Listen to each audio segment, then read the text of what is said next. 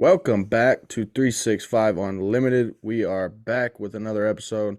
As you can tell, this is not an interview. Me and Gannon will be chopping it up again today. We are excited to get back to enjoying each other's in conversation, talking about certain topics that we love to dive into and love to kind of spread our knowledge of things that we've encountered and learned throughout our lives thus far. We're still young. We're not old yet, but we're getting there. Before we dive into our topic today, please continue to like, view, and subscribe all of our videos. We appreciate that support, the feedback, sharing everything for us. It means the world as we continue to grow, especially in a year of 2023 as we've started off the year pretty red hot with content. So we appreciate everyone that's checking out all the new content we've dropped since the new year. Also, check out our three sponsors: Driftless Quality Wear, Bocker Auto Group, and Not Vintage. Again, that is KNOT Vintage. You can check them out on their website or socials. Also, they are known for graphic t-shirts. So if you need a new graphic t-shirt, or you love repping graphic t-shirts, or you got a buddy or a family member that does, share the link with them. It'll be in the description. It always is, every single video. You can also use the code 365U at the checkout for 10% off store-wide purchases. That is any t-shirt, not just the 365 limited t-shirt that is out there. All right, so today we're going to be diving into a topic where we've kind of indirectly touched on once in a while and here and there and in a couple other podcast episodes, but that topic is going to be adversity, failure. Those two keywords you're going to hear a lot pop up in this episode. We're going to talk about adversity in life that you have to handle in sports, failure that you have. I know a lot of people look at failure as a negative word, and I think in this episode we're going to kind of flip that trend and explain to you guys how failure can be a positive in your life. So Gannon, let's start this episode off. I'm going to ask you a quick question. So you're a college athlete right now.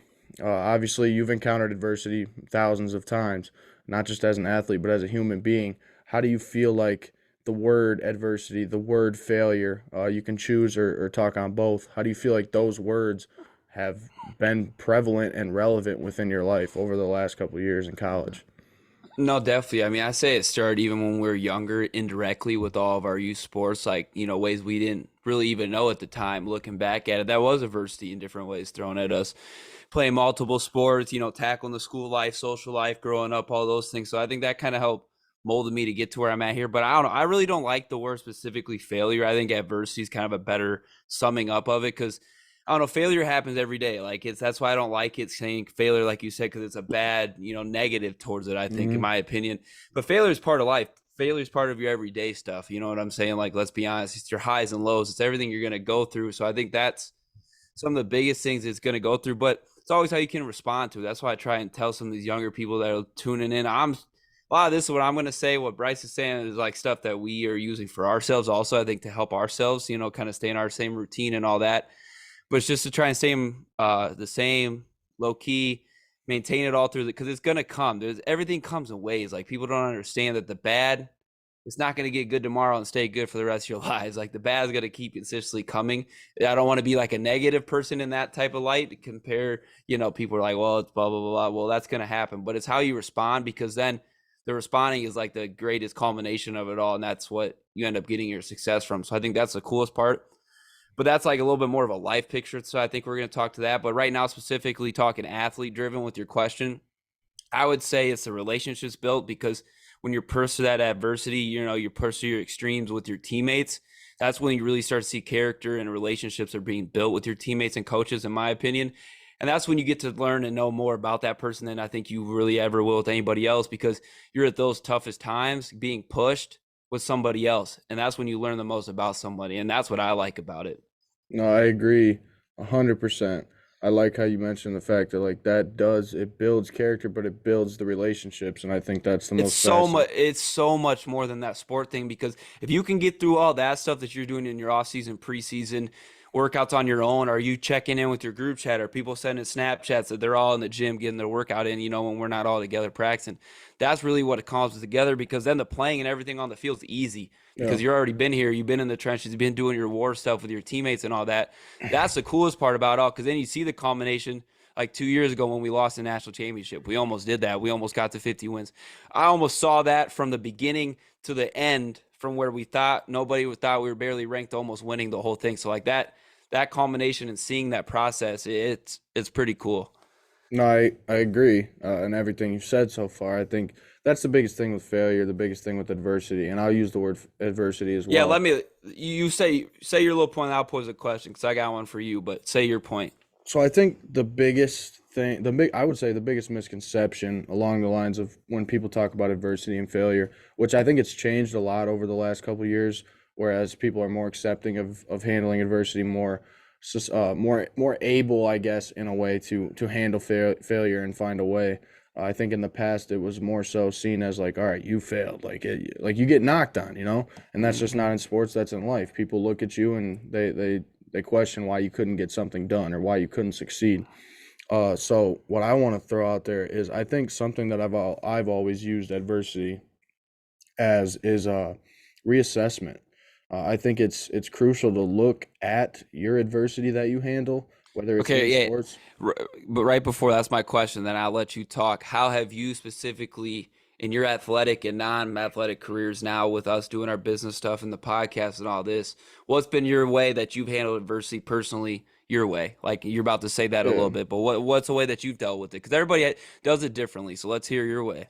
No, I 100% look at it as that tool, reassessing everything that led up to that point, led up to adversity that I'm having to face. So I'll chop it up. So in the sports world, for example, there was situations where I'd grow up, I'd be in high school, and for me, a little bit of adversity that I battled in high school was in the sport basketball.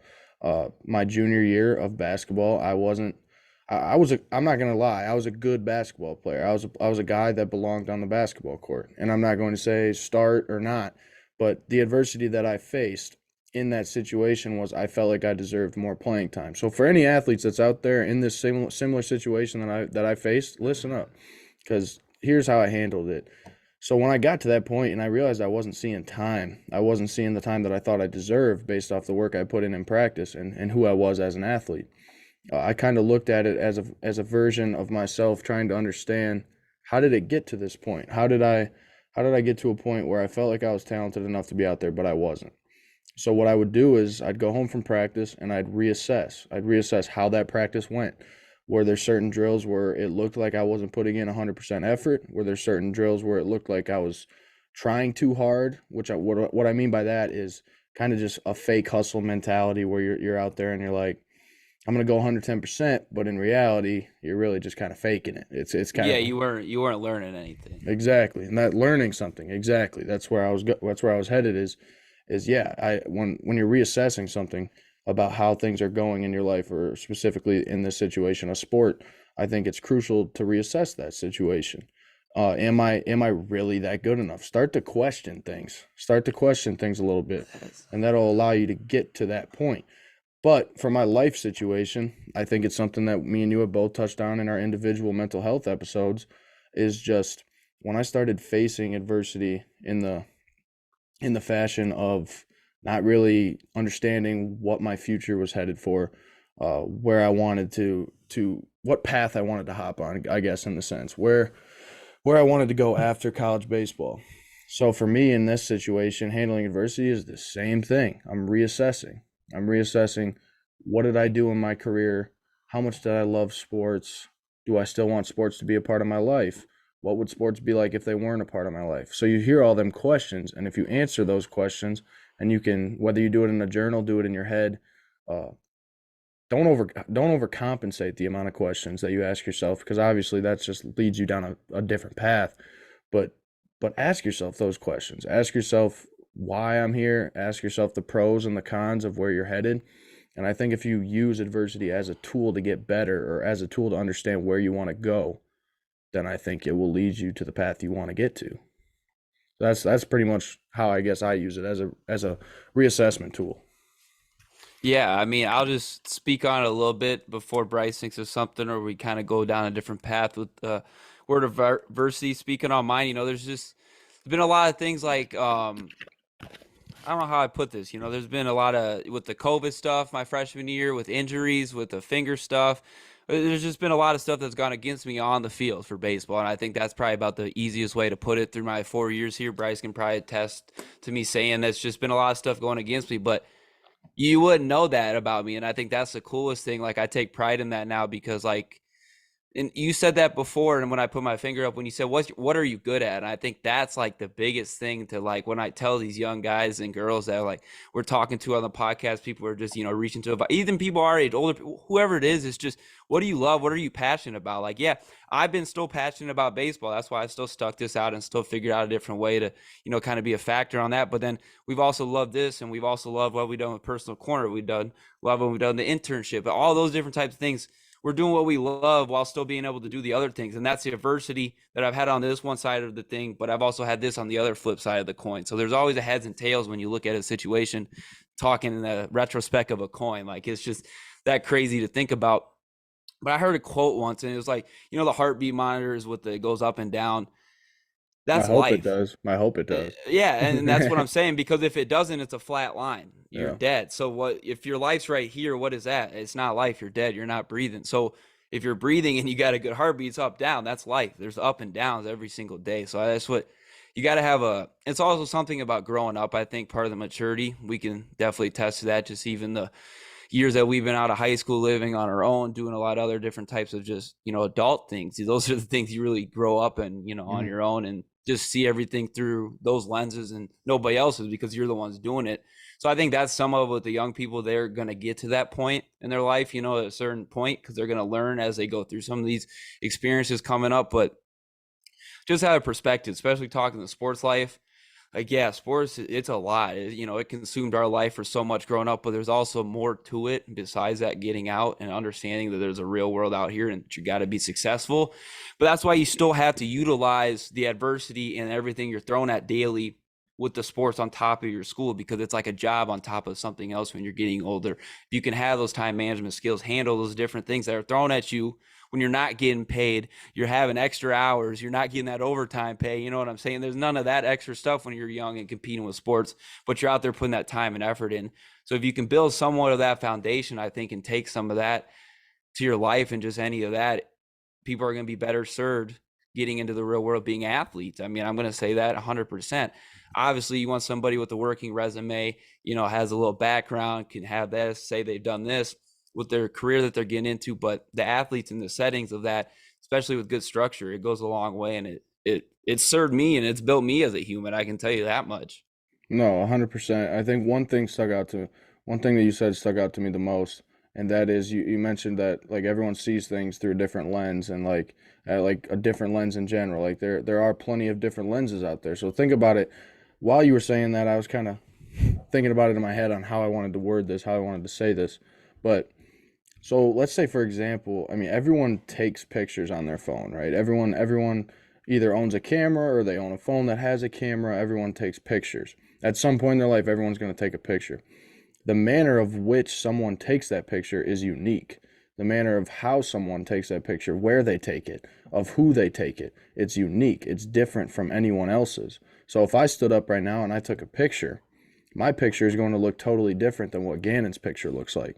None of our pictures are the same as each other's, and that's the biggest thing to understand when it comes to adversity, is we are all going to handle and have to get through different forms of adversity. Now, that adversity may be similar depending on certain situations, but our pictures may be similar sometimes. Not everything is going to be the exact same, and not everything's going to be completely different. There is a fine line when it comes to that. There is a median right there, and people have to understand that when you're going through something, that there is a difference in how people face it. So if you ever need advice, you reach out to people because they're going to see it from a totally different perspective. That's where I was trying to get with this is, so if I reach out to Gannon and I'm handling adversity, and obviously he's one of my best friends, so he'll see it through a whole different lens than I'm viewing it. I'm looking at it one-sided, and I'm looking at it for how I'm personally going through it. And then if I can explain that to Gannon, he can look at me and be like, hey, did you notice this part about it? Did you notice how this is going to help you grow? Did you notice this negative or this con right here that you can fix right away? You can alter that, and maybe that will fix some things. That's the biggest thing to understand. if you can do something like that, it will take you a long way in battling through those times.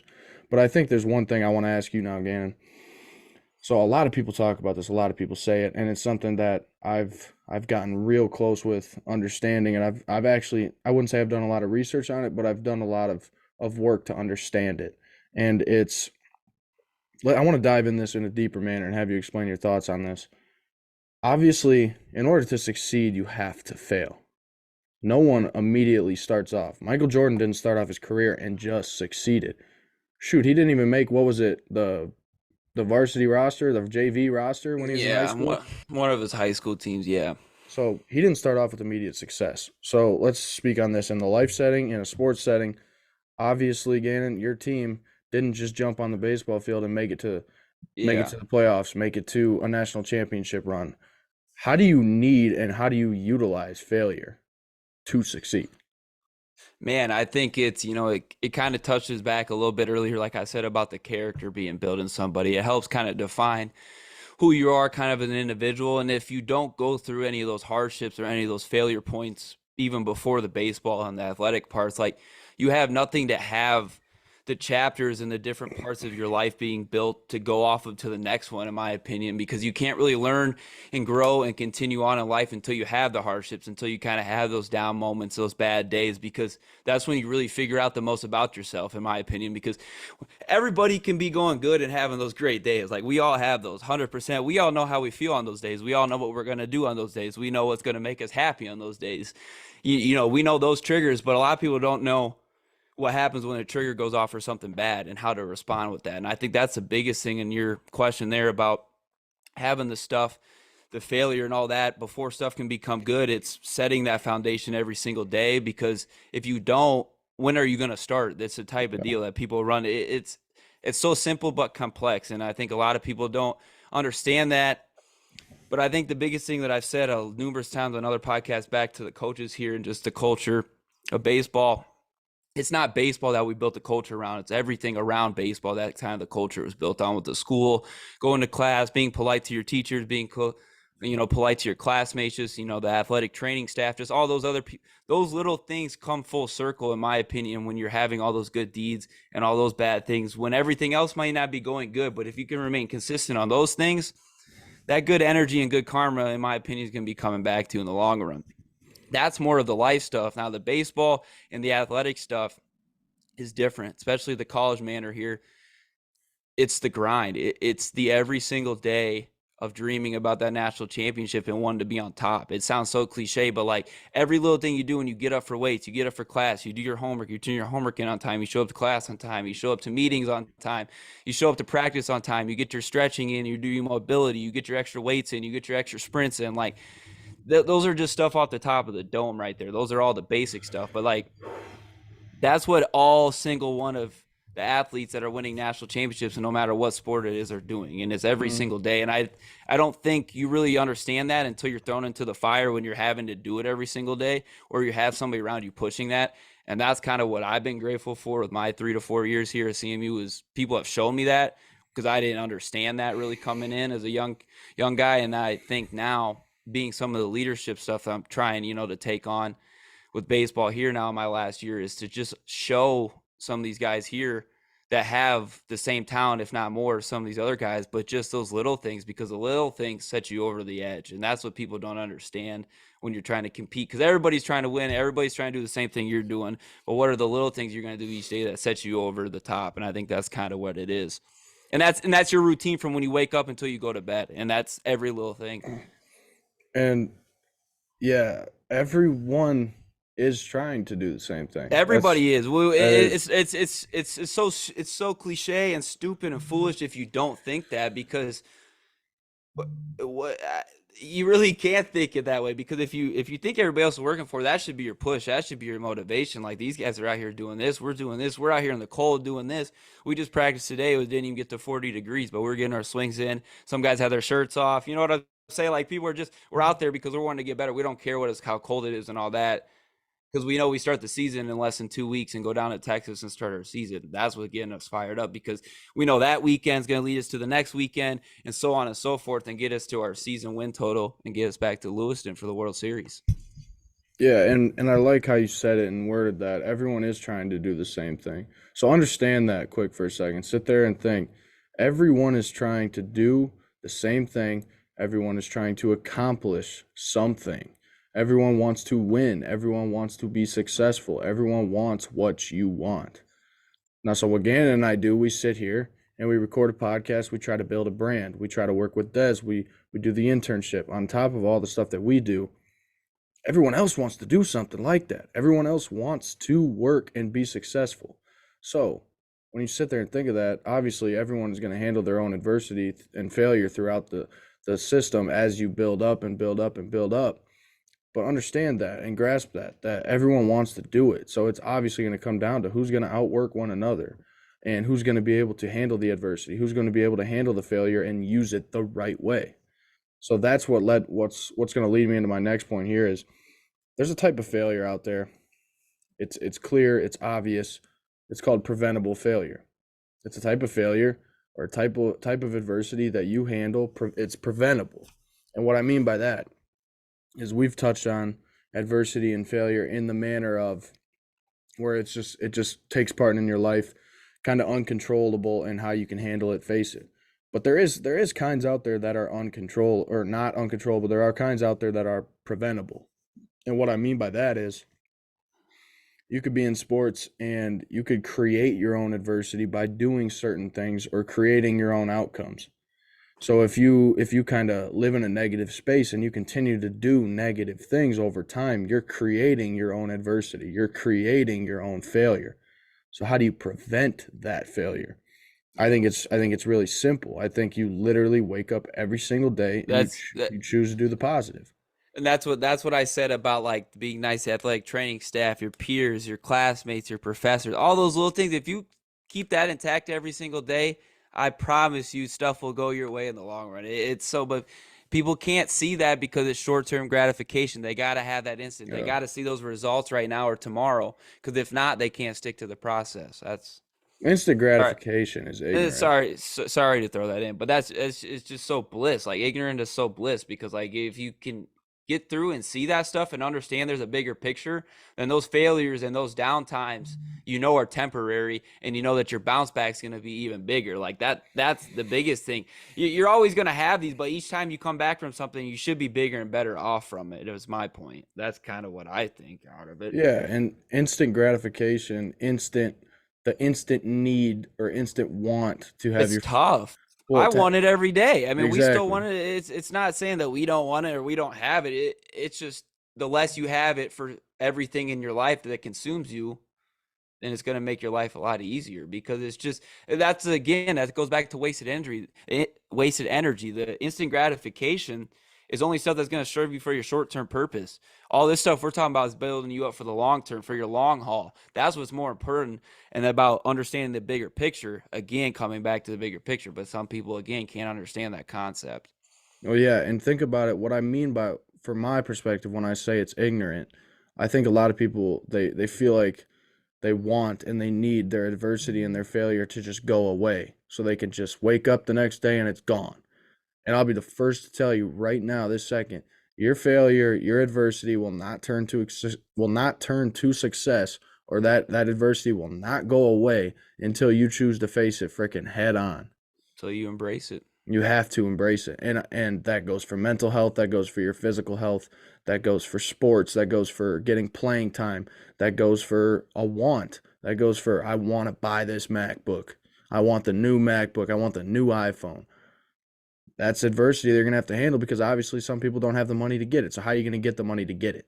You have to face it head on. You have to embrace that. You have to embrace that energy that comes into your life, and you have to take it on in a positive manner, because if you don't, it will swallow you up. And I'm telling you, if I have adversity that happened 2 years ago, but I never faced it, I'm telling you, I'll have one hell of a problem trying to fall asleep at night because that'll be in my head all the time. That's just the way life is. That's the way sports are. So there could be an athlete from 5, 10 years ago that faced an issue and never dealt with it, and that athlete may never be able to go back to that sport because of the issue that happened at that certain time. That's just the way it goes. And like I think that's almost like in a way that's like my closing thoughts on it is literally just be the human that wakes up every single day. And it sounds so cliche because we're all going to have our moments. We're all going to have our moments where we wake up, we don't want to get out of bed, we don't want to go to practice. Obviously, we probably still want to go play the game because that's just the way it works. We wake up and you want to skip practice and just get to the Friday night light type of game. That's just the way it is. But we may not want to go to that practice. Gannon may not want to work up at 6 a.m. and go work out for baseball. We may not want to do our homework. We may not want to do this, do that. But at the end of the day, if we choose to take it head on. And instead of waking up and saying, I have to go here, you say, I get to go here. I get to do this. I get to face this. I get to fail so I can succeed. It's what it is. That's funny. I'm just laughing. It's not you. It's just that's what my dad says, and it's just hilarious because he's probably gonna tune in at some point and hear this because it's always when I complain about something when I was younger and stuff, he'd be like, "Well, you should be happy that you get the opportunity to get to go to this or have this opportunity to have this in your life instead of you having to go to it." So it's just funny you say that because it's some of our stuff our parents do say does come to fruition, as we get older. We don't always want to admit it, but Bingo. So if you're a 15-year-old right now and you're tapped into this listen, episode, listen to mom, dad, grandma, grandpa, aunt, uncle, whoever's raising you. Listen to them. they've been through it. Majority of the time, they're probably right. They've already encountered it. They've already dealt through the things that you have yet to face. So take the But advice. yeah, I'm just gonna close it again on. You probably have a little closing thing here to wrap it up with, but it's the Kobe video. I know I said this probably my second, third time now shouting us out. It's about emotions. They're always coming and going, but it's how can you embrace them every single day and meet them head on because you know they're coming. And I think that's one of the biggest things people with adversity in life need to understand that those things are coming your direction. It's just how you handle them and how you use them. I think is like a piece in your foundation is your wall of your life because each thing you can look at, if it's a piece and it's a foundation that's helping being built for your life and your maturity, then you're never going to stop learning and getting smarter, in my opinion, if you can always look at that as an opportunity to learn and grow. So that's for life, sports, anything you're doing. Might be the smallest thing, saying thank you to your person at the gas station, holding the door for somebody. Like, I'm being serious. Like, I do that and somebody says thank you, I leave there feeling good about myself. It's not because I wanted to do that. You know what I'm saying? But I took the time out of my day to do it because I know I probably made somebody else's day, and that's what makes me feel good. So I think those are some little things to take from this to just go do that, be a bigger, brighter person to somebody else and make their day, make them smile and say hi to them. I think I kind of just want to leave with that because you never know, somebody might need that. So we'll hear what you got to say and then wrap this thing up. Yeah, I think my final thoughts are just to understand that use adversity and use failure as a weapon. Use it as a weapon and a tool that's going to get you on track, that's going to get you to the successful area in life that you want to attain or want to get to. Also, use it as a piece that's going to make you more wise. Like you said, it's going to make you smarter. Things you do in life are going to make you smarter by just encountering them, just experiencing them. Soak it up when you're going through something in life. Soak all that energy up and understand what it's doing to you as a human, how it's going to change you. Because obviously everything you face in life will change you. No one remains the same. We are humans. We are evolving every single day, whether it's as an athlete or as a human being, a coach, a teacher, a police officer, a businessman. No matter who it is, we are evolving every single day based on our encounters and experiences. So use them. Use them as a weapon to understand who you are and who you're set to become. I think that's my final thoughts. Just if you're a kid at home right now and you're 15, you're 12, you're 10, understand that yes, you may have not faced the things that Gannon and myself have faced yet, or you may not have faced the things your parents faced, but you will. They may be different and they may happen at a different time in your life, but now you kind of have a tool to understand that you can get through them. We've got through them. Your parents have gotten through them. We all go through certain things in life, and you have to understand we all get out of them. We all face them, and once you do choose to face them, good things will happen. But yeah, that's pretty much my final thoughts on it. I just want to say thank you guys for tapping back in, enjoying another episode with us. Use your failure and your adversity as a weapon. Use it as a positive weapon to become a better human being, a better athlete. We appreciate you guys tapping in. Continue to tap in, like, view, subscribe, and we appreciate all that you guys do for us. We will continue to grow, push content. I'll be heading back to school, so times are changing. We're getting right back to the grind. I got a new grind coming up in student teaching, so it's going to be interesting, but we'll push forward one foot ahead of the other, 1 foot after another, I guess I should say. So I'm just at the end. I'm rambling, Gannon. You know how it goes. All right. We appreciate you guys. Continue to tap in, and we will catch you later.